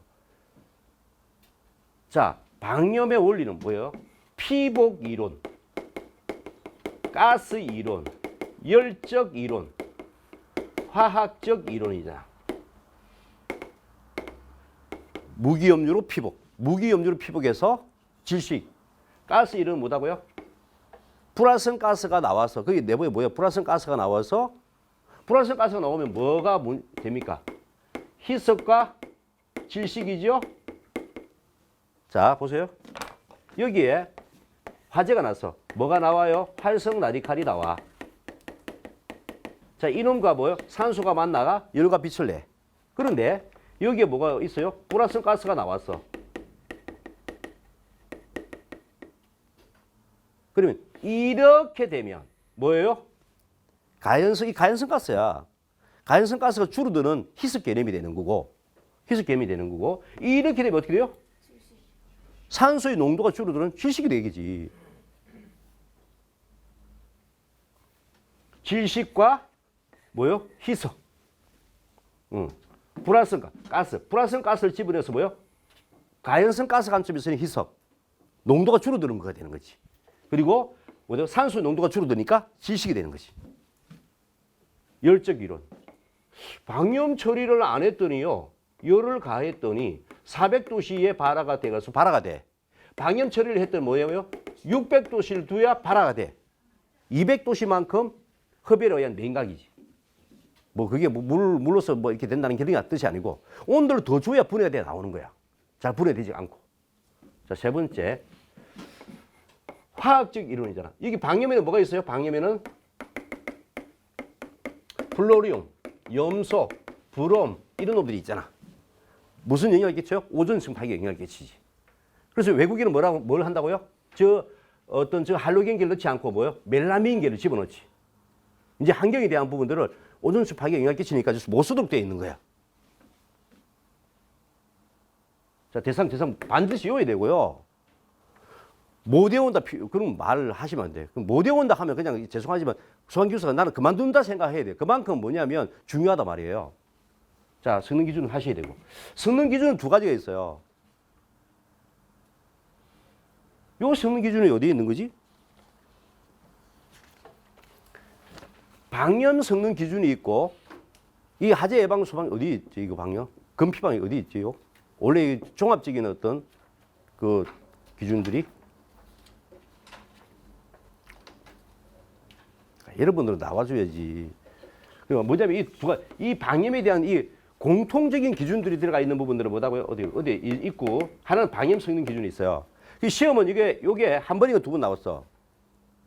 근데 이거는요, 제가 그랬죠. 품목마다 성능 기준이 다 다르다고. 죄송하면 머리 깨진단 말이에요. 그래서 이것은 제가 만약에 이것을 아우르지 못했는데 이거 한다? 그것도 바보 같은 일이야. 뭔 말이겠지, 그죠? 이걸 다 아울러 놓고, 이거 나는 좀 이제 뭐 그러면 이제 뭐 점수 높게 나오잖아, 뭐 한 글 차이야. 그러면 이거 내가 한번 볼까? 이래 돼야 되는데 일단은 우선순위가 있단 말이에요. 이거 우선순위야 일단. 어디에 있는 거요? 여기에 있는 법, 이거 뭐요? 이 기준과 이런 것들이 전부 다 뭐요? 한 곳에 있다, 법이 있단 말이에요. 공통적으로. 그거 먼저 우선순위야. 끝나고 나서 그다음에 이거 생각해야지. 이거는 뭐냐면 품목마다 있잖아요. 뭐 소파, 뭐 의자, 뭐 이 따라 뭐다고요? 이 성기준이 다 다르다니까. 그럼 외워지겠어요? 우선순위. 이걸 먼저 해야 돼. 자, 문제집권 개선 방안입니다. 이 중요하고요. 여러분 여기서 이거 어느 게 중요해요? 야, 이거는 워낙 다른 것도 다 중요해가지고 뭐를 말을 못하겠네. 이게 방임의 원리는 2번인가 나왔을 거예요. 방임의 원리는 2번인가 나왔을 거예요. 이건 한 번 나왔어요. 물론 이게 성능 기준, 이게 기준, 법규에 대한 부분도 물어볼 가능성이 크기 때문에 좋은 점수 나올 거예요. 제가 봤을 때. 뭐냐면 저는 방임 원리도 중요하다고 봅니다. 요거하고 요거. 이 공통으로 가져갈 수 있는 거예요. 요 두 개는 뭐다고요? 공통으로 가져가는 거로. 방임 원리는 어디에? 개요에다가. 방임의 문제점과 개선 방안은 뭐다고? 뒤에 결론에다가. 그리고 그다음 지문. 이렇게 되는 겁니다. 그죠? 자, 보세요. 방임에 대해서 어떤 뭐 지문이 있었어. 있으면 뭐요? 답. 1, 개요. 2번은 뭐요? 지문 내용. 3 뭐요? 이거. 문제점과 개선 방안. 이렇게 들어가는 거죠. 그래서 이 개요도 뭐다고요? 방임 원리가 들어가야 되지. 그리고 뭐다고요? 방임을 어디에 썼지? 이거 시간입니다. 이거 뭐요? Q야. 이거 발화야. 이거 성장기야. 이거 재성기입니다. 어디에 영향을 끼쳐요? 발화에. 왜냐하면 가염물에 하잖아. 가염물에 여기다가 방임 처리를 하잖아. 뭐 함침을 하든지 바르든지 말든지 하는 거잖아요. 그럼 내가 이 나이트를 갖다 댔어. 그럼 어떻게 돼요? 나이트를 갖다 댔어. 어떻게 돼요? 날도 말도 뭐야? 이렇게 되는 거지. 이게 뭐예요? 발화지연이지. 발화지연이잖아. 아니, 뭐 교수님 뭐 성장도 지연 안 되고 되죠. 성장도 지연 되죠. 당연히 성장도 지연 되죠. 모르죠. 또 어떤 것들은 또 더 크게 날 수 있는데 하여튼 어쨌든 간에요. 요 발화 지연에 대한 부분, 요거는 그런 부분들 개요. 요거 원리 개요. 피가 혈압. 또 뭐요? 방염은 이런 원리 때문에 뭐다고요? 발화 지연이 된다. 이렇게 하든지. 저것이 문제점은 뭐야? 문제점이 있네. 불이 잘 안 붙지만 붙고 나면은 뭐요? 더 많은 독성가스를 내네. 오존층 파괴를 일으키네. 어떻게 해야 된다고요? 멜라민계로 가야 된다. 독성가스를 내지 않는 부분도 돼야 된다. 뭐 이런 부분도 이렇게 하시면 되겠죠. 자, 발연량 400 이것도 물어봤잖아요. 자, 이렇게 해서 여러분 이렇게 준비를 딱 해도 이거 방임 요거 하면 끝이에요. 이거 더 이상 한다고 할 때는 뭐가 필요할 거냐면 이 어떤 기준들이 바뀔 때가 있을 거예요. 그때만 하시면 돼. 이건 끝이야, 일단. 근데 이거 정도는 가져가셔야 됩니다. 그리고 업그레이드 하는 방법까지 제가 말씀드렸고. 자, 그게 뭐 백 내용 한번 보시면 되고요. 건축물의 피난 방안, 이거는 이제, 어디 있냐면, 아까 제가 얘기했잖아요. 이제 건축 자재의 품질 인정 및 기준에 대한 어떤 내용들이 거기에 들어가 있고요.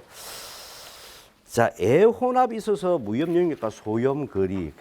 이 부분도 지금 더 뭐냐면 굉장히 고민들이 많아요.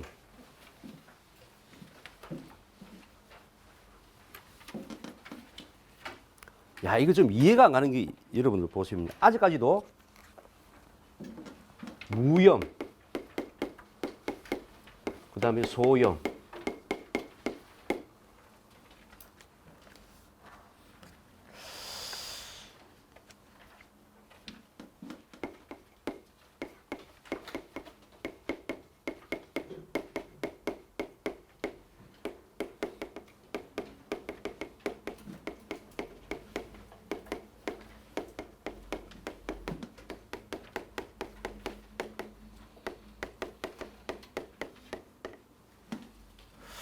이게 뭔 말이야?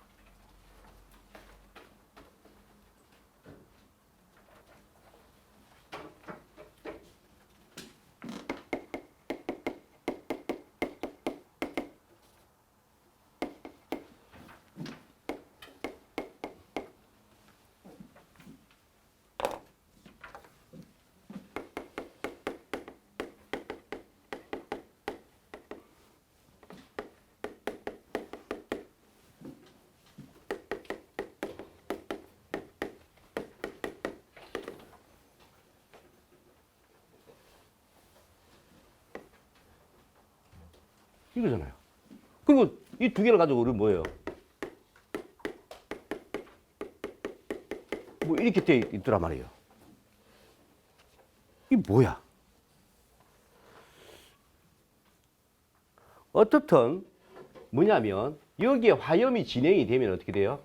화염이 진행이 되면 이 화염인들이 이 관벽의 어떤 금속 벽의 벽 때문에 뭐요? 어떤 냉각은 되겠죠, 그죠? 냉각 되겠지. 화염이 관벽에서 관벽 벽면에서 뭐다고요? 냉각이 되면서 에너지가 주는 역할을 하더라. 그거는 뭐 냉각되니까. 그래서 뭐예요? 점점 이 경사지게 이렇게 되더라. 된다? 위에 거는 이해가요?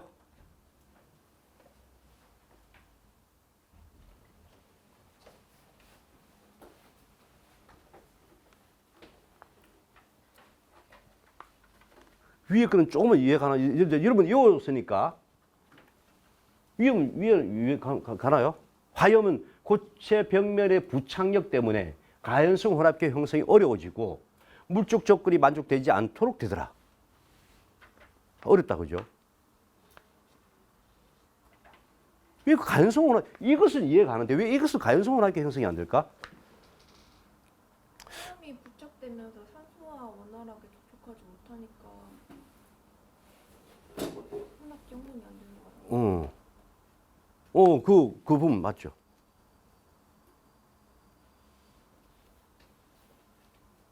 그 왜 그렇게 될까? 포함다 효과, 지공상. 이야, 바로 나왔다. 야, 이거, 야, 나 깜짝 놀랐네. 이 부창이가 뭐예요? 코한다 효과예요. 코한다가 뭐예요? 유체가 고체의 표면을 따라 흐르고자 하는 성질이죠. 그러니까 코한다라는 사람이 유체가 고체의 어떤 표면을 따라 흐르고자 하는, 와, 나 그 코한다라는 게 뭐 그렇게 나올지도 몰랐네. 그리고 우리가 저번에 제가 말씀드렸잖아요. 숟가락을 이렇게 해가지고 물을 떨어 봤더니 원래 여기서 떨어져야 되는데 조금 더 부착력이 있다 보니까 중력이 있음에도 불구하고 부착력이 있으면서 이렇게 떨어진다고 그랬잖아요. 그죠? 또 한 가지요. 저번에 코한다 효과 비슷한 거 시험 나왔잖아요. 자, 상층부에 1층에서 2층. 1층에서 화재가 났어요. 자, 화염이 이렇게 진행이 되는데 이 화염이 뭐다고요? 화염이 이 벽체의 표면을 따라 흐르고자 하는 성질이 있다고 그랬잖아요. 이게 왜 그럴까요? 제가 코한다 효과라는 걸 이야기를 하면서 있잖아요. 제가 말씀을 드렸죠. 이 유체가 어떤 성질을 가지고 있기 때문에, 이 유체가 어떤 성질을 가지고 있기 때문에 그럴까요? 그 부착력은 왜 생길까? 활성 라디칼? 그거 조사요. 그 활성 라디칼이지. 그럼 활성 라디칼은 지금 어떤 상태야? 활성 라디칼은 어떤 상태이길래 그렇다는 이야기예요.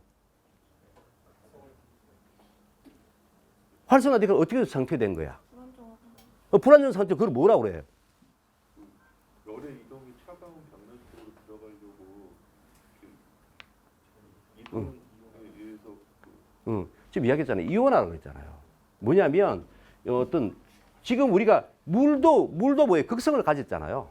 물도 극성을 가지고 있잖아요. 물과 산소와 수소와 결합을 하면서 어떻게 돼요?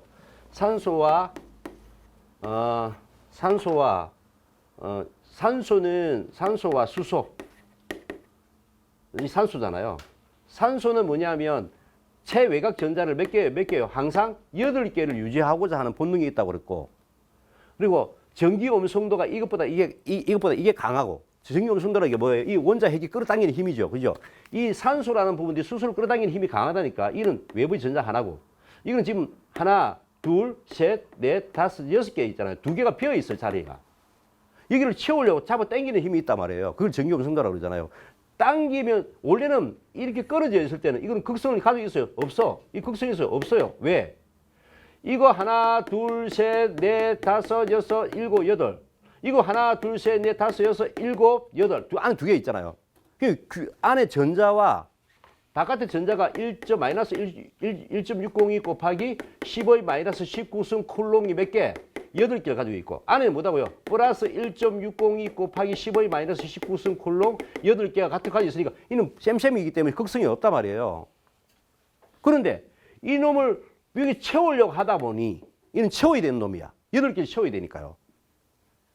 그 채우려고 하면 당기는 힘이 생긴단 말이에요. 그럼 들어오면 어떻게 돼요? 이놈은 마이너스를 띄고 이놈은 플러스를 띄는 거지.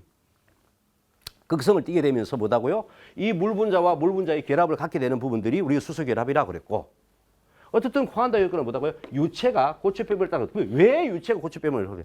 유체가 불안정하기 때문에 그럽니다. 이온화가 되어 있기 때문에, 극성을 가지고 있기 때문에, 그걸 안정화하려고 하는 성질을 가지고 있거든. 그리고 평면도 뭐다고요? 원자로 되어 있는 거잖아. 그 원자의 결합력 때문에 있는 것일 겁니다. 그러면 어떻게 돼요? 가연성분학교 형성이 어려운 거야. 벽면에 뭐가 있다고요? 활성 라디칼이 붙으려고 그러고, 저기는 산소가 있어. 그 배관 안에는. 그 산소하고 뭐예요? 이 활성 라디칼이 잘 섞여야 되는데, 잘 섞이지가 않네. 그게 무염이에요. 굉장히 어렵죠. 굉장히 어려운 어떤 내용들이 들어가 있는 겁니다. 그게. 그래서 2가지입니다. 자, 무염이 뭐냐면, 화염이 고체 벽면에 따라서 뭐예요? 열 전도에 의해서 냉각돼. 그래서 에너지가 죽어. 하나는 뭐냐면 고체 표면에 뭐다고요? 예, 활성 라디칼이 벽면에 붙어 있고, 배관 앞쪽에는 뭐다고요? 배관 앞쪽에는 산소하고 있는 그 잘 섞여야 되는 섞이지가 못하는 거야. 그럼 간성혼합기 형성이 어렵네. 그럼 결국 물적 접근도 어려워지고 저마운 에너지도 어려워지니까 뭐다고요? 화염이 죽는 무염의 어떤 형태가 나타나는 어떤 부분들이더라. 이렇게 보시면 되겠고, 자, 소염은 제가 어떻게 될지 모르겠어요. 사실 소염은 2가지로 얘기하거든요. 최소 발화 에너지를 관련하는 그 관점에서의 소염이 있는 부분들이 있고요. 하나는 뭐냐면 우리가 화염 소자 있잖아요. 화염 소자 그 관점에서 있거든요. 그래서 여러분들 우리 뭐냐면 최소 발화 에너지 관점에서는 어떻게 된다고요? 자, 여기에 어떤 전기를 가할 때 이 극성을 쭉 줄이다 보면 더 줄어 들어가면 뭐 어떻게 돼요? 여기에 에너지에 대한 부분들이 충분히 일어날 만큼의 전력 파괴가 일어날 만큼이 주어지면 불꽃이 일어나잖아요. 그런데 뭐냐면 너무 가까워지면 어떻게 해요? 너무 가까워지면 붙게 되면 전기가 흘러버리지. 이게 전기의 에너지가 그걸 또 냉각이래. 이쪽에 냉각이 발생하면서 전극 간에, 그래서 전극 간에 핵에 이게 이제 불꽃핵이라고 합니다. 불꽃핵에 전극간이 뭐다고요? 냉각으로 작용하여 이게 불꽃이 발생하지 않는 이렇게 얘기할 수도 있고요. 근데 그걸 우리 그만 얘기하는 부분도 아니고 또 화염 수단은 뭐예요? 화염 방지기 얘기해야 되잖아요. 이렇게 지나갑니다. 화염이 이렇게 지나갈 거예요. 그죠? 자, 그러면 이 소자가 어떻게 되느냐에 따라서, 소자가 크냐 작느냐에 따라서, 소자가 작으면 여러분 이거 저 V 뭐 KD 뭐 이게 기억나시죠? 그죠? 그러니까 뭐냐면 화염을 막아줄 수 있는, 화염 속도를 제어할 수 있는 부분들은 이놈의 어떤 철의 재질, 이 화염이 붙었을 때 열이 전도되는 재질, 그리고 이 망의 뭐요? 크기가 결정을 했잖아요.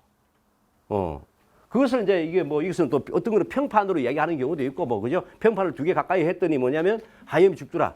그런 원리가 사실은 이게 소염수소 하나하나에 들어가 있는 거라고 보시면 되겠죠.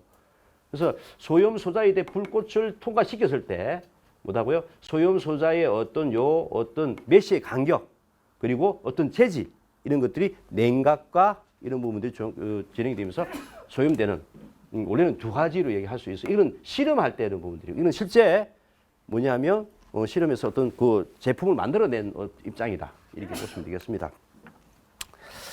자, 뭐 나머지 보시면 되겠고요. 자, 뒤에 조금 길어도 이거 마무리 해버릴게요.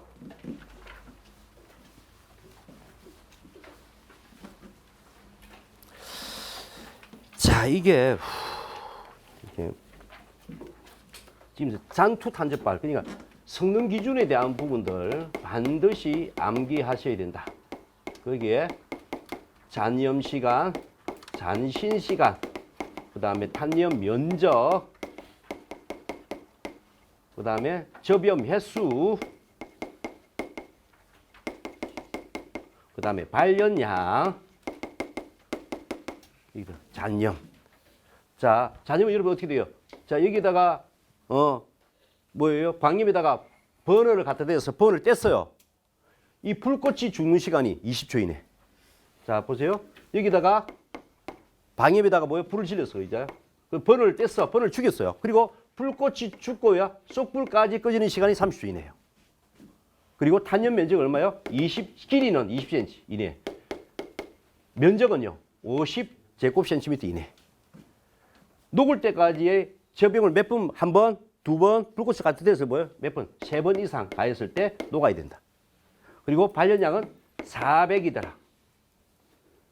자, 이 발연량이 400. 여기에 발연량이 400의 의미는 두 번, 발연량을 측정하는 방법 한 번 이렇게 물어봤습니다. 발연량. 자, 우리 저번에 다 말씀드렸죠. 램버트 비의 법칙, 그 다음에 감광계수, 가시도, 강황 밀도, 비강황 밀도, 그리고 감광률, 투과율, 그리고 뭐요? 암흑도까지 다 아셔야 되는데 거기서 안 나온 게 뭐가 있다고요? 비강황 밀도와 램버트 비의 법칙이 안 나왔다. 제가 말씀드렸고 무조건 어떻게 하든 자, 챔버, 발광부, 수광부, 그리고 가연물의 크기 자, 이렇게 되는 거죠. 근데 이것은 길이를 이걸로 정할 수밖에 없죠. 왜냐하면 한수씩 실험을 하다 보니까 연기는 꽉 차 있기 원래는 뭐예요? 원래 정확하게 얘기하면 원래 이 표면 이 챔버가 없다고 하면 어떻게 돼요? 연기 두께로 해야 되는데 연기가 뭐 다 차고 나서 뭐 연기 두께는 이렇게 딱 고정된 틀에 하다 보니까 그 강도 길이라 그러잖아요. 이놈이 준 빛과 발광부와 수광부의 길이를 그러면 이게 강도 길이이고요. 발광부 수광부 차이 그 길이입니다. 이렇게 보시면 되고, 요거 A이고, 요게 V입니다. 이게 L이고. 자, DS는 가광 밀도, 이거 비강한 밀도라고 하기도 하고요. 그 다음에 연기 밀도라고 얘기하기도 합니다. 이것은 뭐냐면 연기의 밀도. 자, 그것은 강황 밀도에 곱하기 A분의 V입니다. 자, A는 가연물의 표면적 크기를 이야기하는 거고요. 그리고 이것은 챔버의 최적 얘기하는 거고. 자, 이것은 뭐냐, 보세요. 가연물의 크기는 연기를 발생시키는 놈의 특징이고, 이것은 뭐예요? 챔버는 그 연기가 발생한 연기가 있잖아요. 채워지는 공간이잖아요. 그죠? 그럼 A분의 V가 자, 두 가지입니다. 크다. 연기의 생성 잠재력은 크다. 작다. 연기의 생성 잠재력은 작다. 그럼 저게 클 수밖에 없는 건 어떻게 될까요? 요만큼의 가연물로 이만큼을 채워가. 연기가 찬다고 보시면 돼요. 연기 최적, 연기가 최적이라고 얘기할까요? 하여튼 연기 찰 수 있는 최적이지만 연기를 채워가는 최적입니다. 그죠? 공간이다 보시면 되는데 크다. 이만한 가요물이 더 많이 채워갈 수 있어. 이 공간을. 근데 이만한 가요물이 채워가지를 못해. 그러면 그걸 단적으로 얘기하면 뭐다고요? 이거는 불꽃이 아닌 화재를 얘기하는 거고요. 이거는 훈소성 화재라고 그래. 신부 화재라고 그래. 이게 뭐예요? 불꽃 화재야. 이것은 예, 불꽃 화재 그냥 화염이 있는 화재.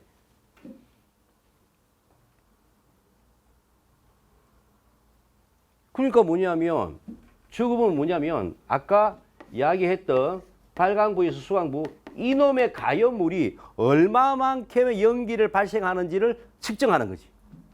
얼마만큼 연기 생성 잠재력이 있는지를 보는 거야. 불을 질렀어. 그러니까 거기 두 가지가 있네. 연기 두께라는 이 두께 길이도 있지만 이게 정인화 뿌렸으니까 연기에 뭐다고요? 정인화니까 결국 그 핵심 멤버는 뭐예요? 연기 농도겠지. 이면 그 틀이니까 뭐 틀렸을 거 여기 길이는 의미가 없잖아요. 정인한 길이니까. 연기 농도만 계속 크겠지. 만약 이 길이가 길 수 있다고 하면 어떻게 해요?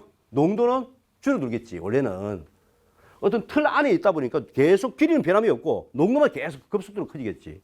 만약에 이 정해놓지 않으면 일반 화재가 뻥 뚫려 있는 공간이다 하면 뭐예요? 번져가면서 뭐예요? 연기 농도는 줄어들고 연기의 길이는 두께는 두꺼워지겠지. 자, 하여튼 그 부분들이고, 자, 이거는 어떻게 돼요? 사실 감광계수하고 똑같다 그랬잖아. 감광계수하고 똑같은데, 감광계수는 L분의 1 로그의 2의 I분의 I0. 아직까지 지금 헷갈리는 분 계셔가지고 막 이걸 거꾸로 적는 사람이 있더라고요. 예. D는 뭐다고요? D는 L분의 1 로그의 10의 I분의 I제곱입니다. 상용 요구, 자연 요구입니다. 그것만 따를 뿐이고 나머지 똑같다 보시면 되겠어요. 그리고 뭐요? 이것을 집어넣으면 어떻게 됩니까? 왜냐면 이걸요, 지금 이거 하나 가지고 얘기하시면 안 되고 다 알아야 되는 거야. 램버트 비어 법칙, 광학 밀도, 비광학 밀도, 강광률, 투과율, 암흑도까지 아셔야 됩니다. 지금 안 나온 게 뭐다고요? 램버트 비어 법칙하고 비광학 밀도 안 물어봤는데 비광학 밀도에 대해서 물어볼 수도 있습니다. 예측하고 가셔야 됩니다. 그죠? 자, 이런 부분들이 이게 곱하기 A분의 V가 되는 거고 이 앞으로 넘어오면 어떻게 돼요? 이거 DS는 이렇게 되는 거죠. 자, 이렇게 되면서 이제 DS는 어떻게 돼요? L분의 1 곱하기 A분의 V 곱하기 로그의 10의 I분의 I0 이렇게 되는 겁니다. 자, 이 AL분의 V 이것이 132라는 뜻은 뭐예요? 여기에 있는 이 길이와 이것의 최적과 이것의 크기는 뭐다고요? 규정화된 거야. 규정화된 어떤 시험체이고 그 시험체에다가 시료도 뭐냐면 이 시료도 뭐다고요? 시료도 그 크기를 똑같이 뽑아내가지고 실험을 한 거야. 그리고 그것이 정해진 거야. 뭐라고? 132라고. 진구고 로그 10의 I분의 I제곱이네요. 그러면 400의 의미는 자, 400의 의미. 400은 132 로그에 이게 되잖아요. 그리고 이것은 투과율로 또 표현했죠. 그죠? 자, I제곱분의 I는 뭐다고요? T잖아. 그럼 이건 뭐다고요? T분의 1이죠. 이건 이제 백분율이 아니니까 이제 백분율로 표현해 줄 수도 있는 거죠. 이렇게 백분율로. 그러면 400은 132의 로그의 10의 T분의 100이 되는 거죠. 이렇게. 되는 거고. 이게 지금 지수함수잖아요. 여러분 이제 지수함, Y는 AX는, AX 지수함수가 있고 로그 함수가 있죠. X는 뭐예요? 로그 A, Y라는 로그 함수가 있죠. 이 로그 함수는 지수 함수를 우리 왔다 갔다 시킬 수 있죠. 그죠? Y는 AX, X는 로그 AY. 그러면 지금 이게 뭐예요? 이거야? X잖아. 이게 뭐다고요?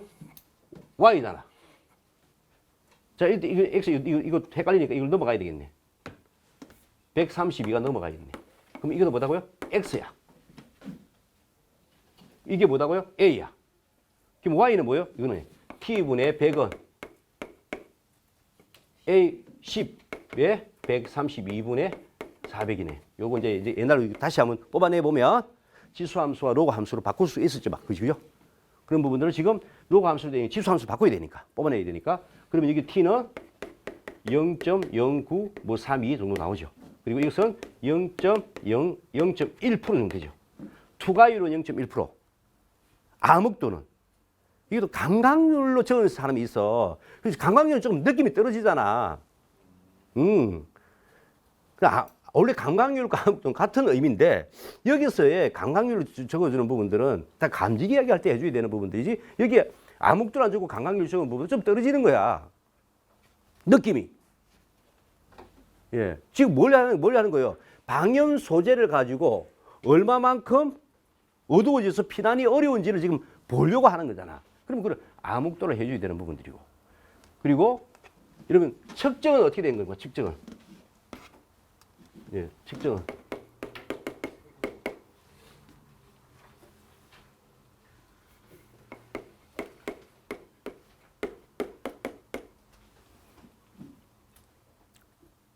자, 처음에 어떻게 돼요? 빨강부 있고 수강부 있으면. 이게 100을 쏘아주면 100이 도착하나요? 지금 이 불을 안 냈어. 그걸 빼줘야 되잖아요. 그게 DC야. 그리고 연기를 냈잖아요. 연기를 냈을 때 DM이야. 연기 냈을 때, 최대 연기 냈을 때 이 값.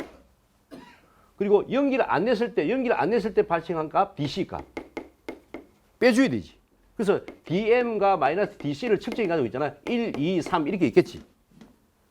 이 두 번째 중간 위에 있는 단계를 선택하는 겁니다. 당연히 이게 불 안 냈다고 해가지고 이게 하면 강압부에 뭐요? 먼지도 있을 거고 여기 강압부에 먼지가 있을 거고 이게 중간에 뭐 먼지가 있겠지. 그런 오차를 빼주기 위해서 뭐라고요? 최대 연기값에다가 마이너스 DC를 해주고 그것도 뭐요? 3번 측정을 해가지고 중위수 위의 값이니까 이 중위수 위의 값을 가지고 선택을 해야 되겠지. 그런 의미를 가지고 있는 거죠. 자, 여기까지가 시험에 나오는데 이제 다음에 또 모르죠? 이것을 요즘 계산 문제 이렇게 나옵니다. 그죠? 다음 200 가지고 계산하면 계산 문제를 한번 계산해 보세요. 나올 수도 있어. 지금 문제가 계산 문제 어디서 나옵니까? 본문에서 나오잖아. 다른 데서 막 툭 튀어나오는 게 아니고 본문에서. 발연량이 400이다. 투과율이 얼마냐? 암흑도는 얼마냐? 그거 계산해 내 보세요. 할 수도 있다는 얘기입니다. 자, 그래서 이렇게 방염은 그렇게 해주시면 되고요. 피난 안전구역. 피난 안전구역은 내가 저기 내 자료 내줬어요. 2군데가 있어. 건축법 건피방이 있고요. 건피방 건축법에 있고 또 한 가지 뭐예요? 초지복이 있어. 초지복은 건축법이에요, 수상법이에요? 수상법이에요. 어디서 만들었어요? 방위청에서 만들었어요. 초지복은. 그러니까 건축법에 의해서는 그건 이제 건피방에 있는 내용 가져와서야 되는 거예요. 근데 두 가지 다 외워야 되는 거야. 시험 다 나왔어. 건피방도 시험에 나왔고 초지복 최근에 초지복이 나왔잖아. 최근에 그 반드시 다 외우셔야 됩니다. 그렇지. 뒤에 탱크 공간 보시면 되겠고요. 자, 이거 지금 GHS도요. 위험해요. GHS 나올 가능성이 커요. 자, GHS 하부에 MSDS 이게 나왔잖아요. 이 GS에서 한번 보세요. 지금 어떻게 됐는지. 지금 위험합니다. 삐뽀 울리고 있어요. 이게 얼마예요? 85회. 그리고 94회. 그리고 111회야. 그리고 자, GHS 일부도 바뀌었어요. 그래서 반드시 받으셔야 됩니다. 일부 법이 바뀌었어요. 반드시 알아두셔야 됩니다. 자, 별표 몇 개요? 1개, 2개, 3개, 4개예요. 자, 9회, 17회. 얼마예요? 19회예요. 이어온다 못 이어온다 아니에요. 이건 어찌 할 수가 없는 거야. MSD에서는 이건 지금 어떻게 되는 겁니까? 85회. 그 다음에 101회, 109회, 117회, 126회. 이거 지금 저번 찍었다가 나왔잖아요. 찍었다가 이때 126회 나왔어. 자, GHS 바뀐 것도 있고, 사이클도 그렇고, 그러면 하나, 둘, 셋, 넷, 법 바뀐까지 다 5개입니다. 5개. 별표 5개 분명히 말씀드렸어요, 저는. GHS. 자, 그 다음에 특수가염물. 특수가염을 내가 오늘 자료 가져왔죠. 특수가염을 법 바뀌었어요.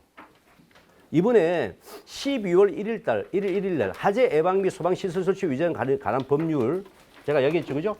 하재 예방 및 소방 시설 설치 위반 관련 법률이 하재 예방과 안전 진단에 관한 법률과 소방 시설 관련 법률로 바뀌었잖아요, 그죠? 그러면서 있잖아요, 그 내용이 살짝 바뀌었어요. 하재 예방 진단은 아예 없는 게 들어갔고, 그럼 오늘 내가 하재 예방 진단 반드시 넣어줬어요. 그리고 여기에 특수가염물에 대한 부분 바뀌었어요. 이거는 이게 품명 및 지정 수량 빼고 있잖아요. 저장 및 취급 가지고 있잖아요. 시험 25점짜리 나올 수 있어요. 제가 자료 여러분 가지고 계시죠? 이게 보시면 하재 예방 및 안전 관련 법률에 보시면 이게 앞에 거 뒤에 보세요. 이게 별표 3에 있는 특수가염물의 저장 및 취급 기준이 있지, 그죠? 자, 이거 내용 뒤에 표지까지 있어요. 표지까지. 여기까지 적으셔야 돼. 여기까지 적으셔야 됩니다. 그래서 반드시 오셔야 돼요, 이거. 반드시 오셔야 됩니다. 그래서 요거 조금, 요거 주십사 하고, 했고요. 그래서, 그 다음에 자동 배수 밸브는 소방의 용어의 해설집에 있는 내용들 가지고 여러분들하고 한번 해봤어요. 왜냐면 계속 기본적인 부분도 물어보고, 또 뭐냐면, 서식 기준들도 물어보니까 이렇게 했습니다. 자, 10분 쉬었다가 시험을 100분 칠게요.